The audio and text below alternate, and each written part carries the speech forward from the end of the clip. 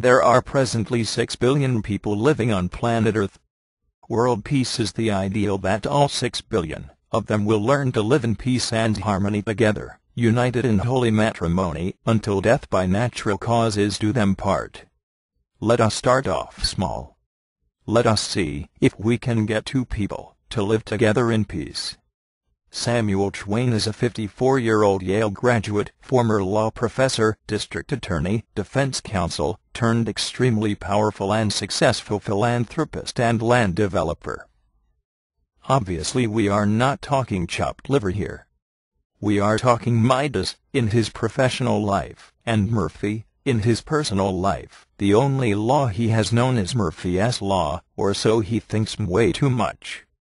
Sam is currently married to Jane, a stunningly attractive woman, popular, brilliant, composed, a ballet, tennis, golf, community involvement enthusiast, on the outside, the perfect woman.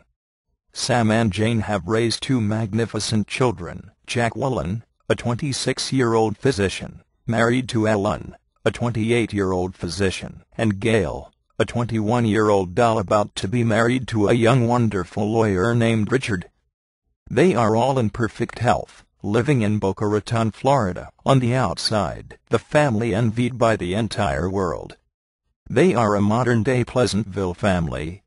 Unfortunately, the entire family is caught in the throes of grief and misery, as if the Titanic had just hit the iceberg in the icy Atlantic Ocean late at night, and the captain just realized that they forgot to load the lifeboats. How could this be?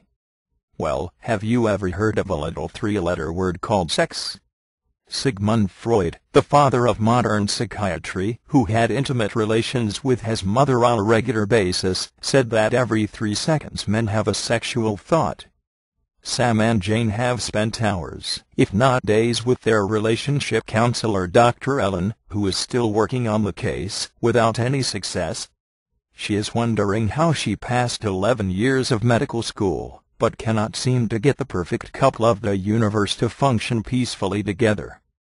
Sam has spent so much time bouncing from baby Thomas' crib room to hotel suites to his palatial country estate in the Hamptons alone that when the border guard asked his address, he began to drool uncontrollably and had to be fitted with a cloth between his teeth and a straitjacket to prevent him from chewing his jaw off.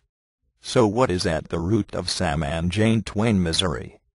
Well, 8 years ago, a lovely woman, Dawn, divorced from 2 abusive alcoholics, came to work as a secretary in the office of Sam.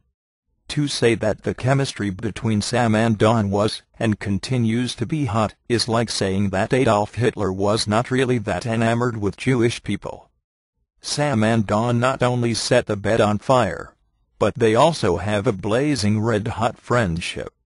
At the same time, Sam is still madly in love with Jane, even though 30 years of practice seems to have cooled off the sheets somewhat.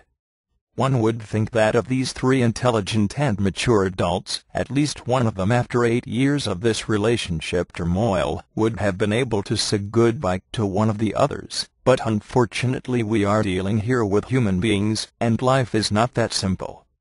Sam cannot bring himself to leave Jane, because he loves her, so Sam cannot bring himself to leave Dawn, because he likes her so. And, do you know, Dr. Freud may have been wrong. It may have been every 2 seconds. Dawn cannot break up with Sam because he is the answer to all of her financial, emotional, sexual and life problems, and Jane cannot bring herself to throw Sam out of the house because she so loves Sam, and knows that even half a husband is better than cyber dating, an endless series of coffee dates with every nutcase in the world, and their own endless baggage claim checks. Perhaps this is the answer to world peace. It is never going to happen. We are all too addicted to the drama. We all know that relationships can be difficult. One of the best methods we have for making every relationship less stressful and more enjoyable is to show a little patience. Patience has been defined as what we lack for the driver in front of us and demand from the driver behind us. In truth, patience is nothing more than time. Time before we say something. Think of a time when someone was not patient with you, when you needed them to be. Think of how you felt. Think of how deeply you might have been hurt. The next time you find yourself losing patience with another, take a moment to remind yourself of how you felt when someone had no patience with you. Time before moaning and groaning. Patience takes time, but no more time, and the showing of anger, of stomping or yelling, or whining, or complaining. A little patience can often resolve a conflict that a loss of patience will only escalate. Time to just let things run their course. Arnold Glasso said, "The key to everything is patience. You get a chicken by hatching an egg, not by smashing it." Some things require a certain amount of time. Losing patience only hurts ourselves, and will not speed up the process. So take the time to smile instead of frown, the time to wink instead of snarl. How much time does it really take to give someone a small nod or a pat on the back? We never stop to think about how little of our time can make such a big difference in how we make another feel. Benjamin Franklin said, "He that can have patience can have what he will."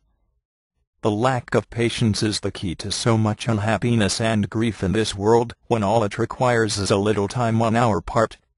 One of the simplest ways to build stronger relationships and bring more happiness into our lives is by becoming a little more patient. Showing someone patience is really giving to another that which we wish to receive, while a lack of patience is nothing more than a reflection of ourselves. Want to resolve all your relationship problems with your lover, boyfriend, girlfriend, or spouse? Check out the resources at retrievealover.com.